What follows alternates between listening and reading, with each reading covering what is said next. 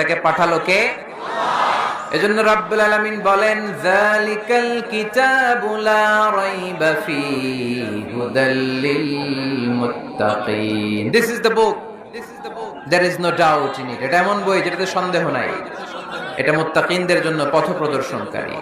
তাহলে এই কথাটা, এই মেসেজটা আজকে আমাদেরকে মুখস্থ করে নিয়ে যেতে হবে যে কোরআন হেদায়েতের কিতাব। এটা কিসের কিতাব? পথ দেখায়, সত্যের পথ, কল্যাণের পথ, জান্নাতের পথ। ইয়াহদি লিল্লাতি হিয়া আকওয়াম, যে পথটা খুব সুদৃঢ়, খুব মজবুত। কোরআনের এই পথে ডানে বায়ে কোনো মোড় নাই, কোনো ইউটার্ন নাই, কোনো চৌমুহনী নাই, স্ট্রেট ফরওয়ার্ড। এই রাস্তায় যদি দুনিয়ায় আমরা চলতে শুরু করি, এই রাস্তা শেষ হয়ে যাবে জান্নাতুল ফেরদাউসের ভেতরে। আওয়াজ করে পড়ি সুবহানাল্লাহ। এজন্য এই কোরআন থেকে আমাদেরকে হেদায়েত নিতে হবে, এই কোরআন থেকে আমাদেরকে গাইডেন্স নিতে হবে।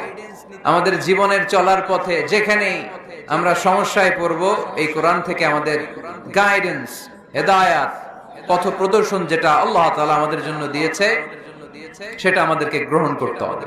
কারণ এই কিতাব এমন কিতাব যেটা মানুষকে অন্ধকারচ্ছন্ন একটা পথ থেকে আলোর পথ দেখায়, ঠিক কিনা? বামপন্থীদেরকে ডানপন্থী বানায়, ঠিক কিনা? রব্বুল আলামিন বলেন আলিফ লাম রা কিতাবুন আনজালনাহু ইলাইকা লিতুখরিজান নাসা মিনাল যুলুমাতি ইলান নূর। Muhammad, I've revealed this book in order to lead the mankind out of darkness into the light. অন্ধকারাচ্ছন্ন মানুষগুলোকে অন্ধকার থেকে বের করে টেনে এনে আলোর পথে উঠিয়ে দেওয়ার জন্য এই কোরআনকে পাঠিয়েছে কে? তাহলে আমরা বুঝলাম এটা বিজ্ঞানের কিতাব নয়, যদিও বিজ্ঞান নিয়ে কোরআন কথা বলেছে। এটা ইতিহাসের বই নয়, যদিও অনেক ইতিহাস কোরআনে আছে। এটা গল্পের বই নয়, যদিও নবীদের গল্প পাওয়া যায় এই কিতাবে। এটা হেদায়েতের কিতাব। কিসের কিতাব? আরো জোরে বলতে হবে, কিসের কিতাব? আল্লাহ বলেছেন মা ফাররাতনা ফিল কিতাবি মিন শাই, এই কিতাবে তোমাদের প্রয়োজনীয়, জরুরি এমন কোনো কিছু আমি বাকি রেখে দেই নাই। ওয়া নাযালনা আলাইকাল কিতাবা তিবয়ানান লিকুল্লি শাই, মানব প্রয়োজনীয় সব কিছু এই কিতাবের মধ্যে দিয়ে দিয়েছে কে? রান্নাঘর থেকে বঙ্গভবন কিভাবে চালাতে হয় আছে না নাই?